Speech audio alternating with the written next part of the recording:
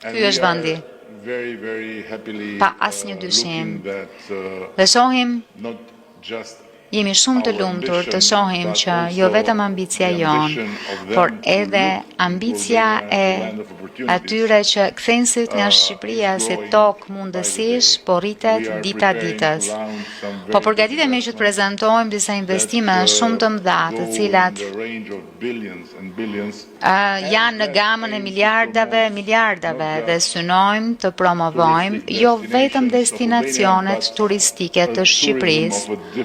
por një turizëm të një profili tjetër, të një cilësie tjetër, të një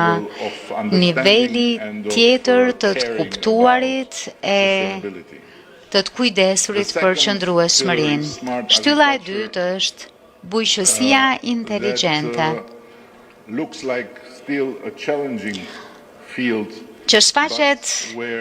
a duket ende si një fushë sfiduese, por ku po ndodhin shumë gjëra e ku shumë produkte prodhuar në Shqipëri po zhvillohen me shpejtësi mjaft të madhe.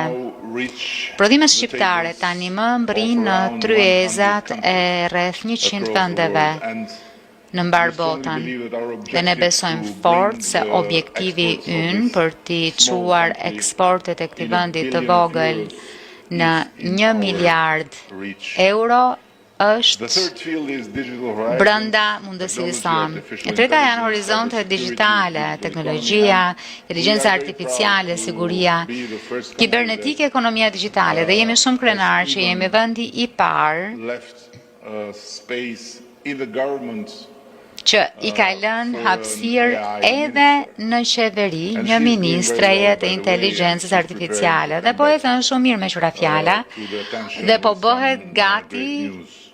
të kthehet sërish në vëmendje me ca lajme të jetë mira. Jemi mjaft të dishëm që digitalizimi për ne përfaqëson bekim si për shumë vende që janë në zhvillim, sepse është një mundësi unike për të kapërcyer përpara dhe për të mbyllur brenda një kohe shumë të shkurtër hendeqe historike që tjetërsoj nuk do të mund të mbylleshin në gamën e një brezi apo në afatin kohër të një brezi apo dy. Së fundin rrath, por jo nga rëndësia, spak energjia. Nga një sektor i cili për një kohë kaq të gjatë lidhej me kufizimet, me paqëndrueshmërinë, me varësinë nga kushtet natyrore, është bërë tashmë sektor që lidhet me diversifikimin, me vizionin afatgjatë, me inovacionin. Ashtu siç e përmendi ministri, ne me shumë krenari po diversifikojmë portofolin e prodhimit të energjisë dhe në mënyrë të qëndrueshme po ecim drejt objektivit të madh, ambicioz të sovranitetit të plot.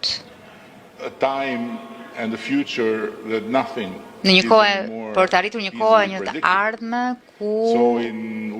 asgjë të mos jetë e paparashikueshme, kështu që ne besojmë që Shqipëria deri në fund kësaj dekade pra të jetë sovrane dhe që të